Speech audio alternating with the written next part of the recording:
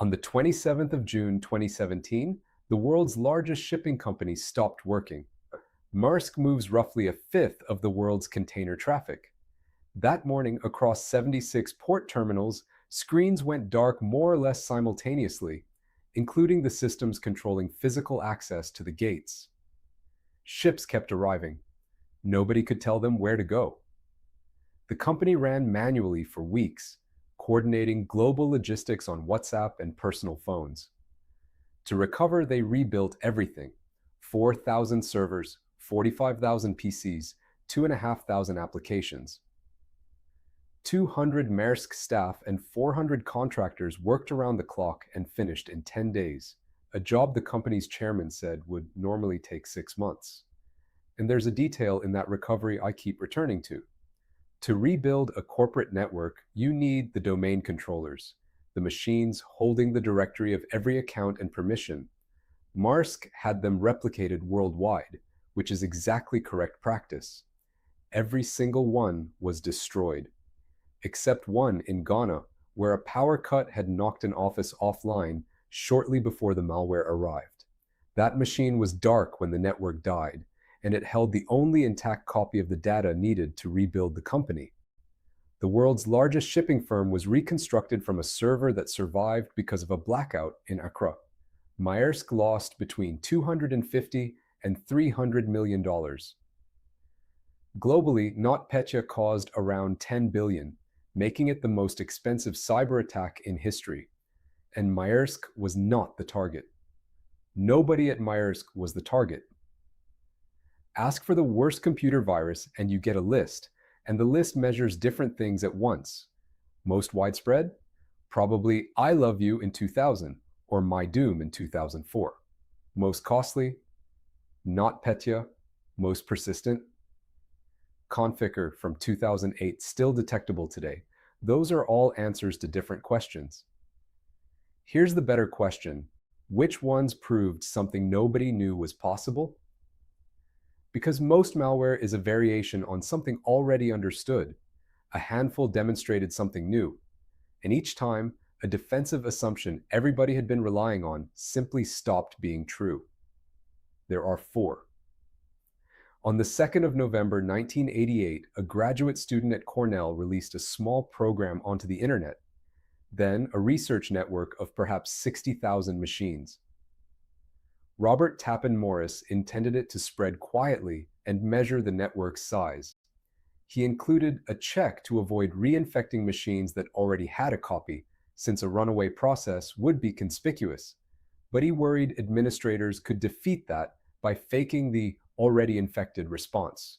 So he added a rule: occasionally infect anyway. The rate was far too aggressive. Machines were infected repeatedly, each copy consuming resources until they became unusable. Around 6,000 computers, roughly 10% of the internet, were affected, and large sections of the network had to be disconnected from each other while people worked out what was happening. There were no coordinated communications because communications ran on the thing that had broken. The significance isn't the damage, it's that there was no response mechanism, and everyone realized at once that there needed to be. Within days, the CERT Coordination Center was founded at Carnegie Mellon, the first organized incident response body, and the template for the national coordination centers that now exist worldwide. Morris became the first person convicted under the U.S. Computer Fraud and Abuse Act. The assumption that died that the network was safe by default, and that breaking it required intent and skill. One person, by accident, took down a tenth of it. 15 years later, everyone had incident response teams. Slammer demonstrated they might be irrelevant. At about 5:30 in the morning, UTC, on the 25th of January 2003, a worm called SQL Slammer began spreading. It was 376 bytes. Not kilobytes, bytes. The entire program, including its propagation logic, fitted inside a single network packet with room to spare. That's the crucial design choice. Most network communication requires a handshake, a back and forth to establish a connection before data flows, which takes time. Slammer used a protocol that doesn't. It fired one packet at a randomly generated address and moved on. No connection, no waiting, no acknowledgement. So its speed wasn't limited by anything except how fast infected machines could emit packets. The infected population doubled every 8.5 seconds. Within 10 minutes, it had reached over 90% of vulnerable hosts on the internet, around 75,000 machines, and the resulting traffic flood disrupted networks worldwide, financial institutions, a TM's an election in Canada, 10 minutes. Consider what that means operationally. Nobody was awake in most of the affected time zones. By the time anyone had been telephoned, briefed, and convened, the event was over. There was no window in which a decision could have been made. Slammer carried no destructive payload at all. It only copied itself. The damage was entirely from the traffic. The assumption that died, that defense operates on human timescales, that you detect, escalate, decide, and act. A self-propagating program limited only by bandwidth outruns every organizational process that exists. For 2 decades, an implicit boundary held. Malware corrupted data, disrupted services, cost money, and stayed inside the computers. Stuxnet ended that, and the detail that makes it remarkable is where it had to go. Its target, understood to be uranium enrichment centrifuges at Natanz in Iran, was not connected to the internet. Air-gapped, which was and is the standard advice for critical industrial systems. If it isn't connected, it can't be reached. Stuxnet was built to cross that gap anyway, traveling on removable media carried by people. It spread widely and harmlessly across ordinary computers worldwide, doing essentially nothing, waiting to find one very specific configuration of industrial control equipment. When it did, it altered the machinery's operation while reporting normal readings to the operators. The damage was physical. Real centrifuges, driven outside their tolerances, destroyed. And because the monitoring said everything was fine, the failures looked like ordinary industrial unreliability. That delayed the discovery that anything was wrong at all. It used several previously unknown vulnerabilities, which is itself telling. Those are scarce and valuable. Spending multiple ones on a single operation indicates resources far beyond ordinary criminal activity. Attribution has never been officially confirmed. It is widely reported to have been a joint US-Israeli operation, and I'd treat that as well-sourced journalism rather than established fact. The assumptions that died, that the worst software can do is damage software, and that disconnecting a system protects it. Every conversation since about power grids, water treatment, and hospitals dates from that demonstration. Which returns us to NotPetya. It entered through a genuinely clever route, a compromised update to ME-Doc, an accounting package used by most companies doing business in Ukraine. The update mechanism, the thing that's supposed to protect you, delivered it precisely to the organizations the attackers wanted. Then it spread inside networks, combining a leaked exploit with credential harvesting that let it move using legitimate administrative access, which meant a fully patched machine could still be reached from an infected one using valid credentials. It displayed a ransom demand. It wasn't ransomware. There was no functional recovery mechanism. The data was destroyed and the note was camouflage. The term is a wiper. The US and UK governments formally attributed it to Russian military intelligence, with the UK's National Cybersecurity Center saying the Russian military was almost certainly responsible, its highest confidence rating. But multinationals have Ukrainian offices and those offices connect to head office. Within hours, it was in Denmark, Germany, and the United States. Maersk. Around $870 million. FedEx's European subsidiary, over $400 million. Mondelez lost 1,700 servers and 24,000 laptops. Russian companies were hit too, including the oil firm Rosneft. The assumption that died, that a targeted weapon stays on target. Not is hard to contain?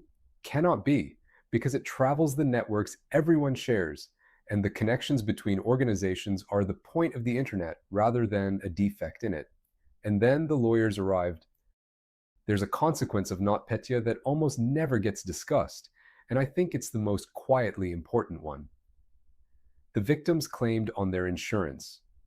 The insurers refused. Their argument was that the policies excluded damage from hostile or warlike action by a government or sovereign power, a standard clause written for tanks and artillery. And since Western governments had formally attributed NotPetya to the Russian military, the insurers said the exclusion applied. Maersk sued over $1.4 billion in claims. Mondelez sued over more than $100 million. In 2022, a New Jersey court found for Maersk, ruling that the war exclusion didn't cover this. An appeals court upheld it in 2023 on the grounds that the attack was not sufficiently linked to a military action or objective, being a non-military cyber attack against an accounting software provider. And then, in January 2024, on the eve of oral argument before the New Jersey Supreme Court, Maersk settled. Mondelez had already settled with its insurer, terms undisclosed in both cases. Which means the central question, is a state-attributed cyber attack an act of war for insurance purposes, has never been definitively answered by Supreme Court, because both times it came close, someone settled first. Insurers have responded by rewriting the clauses.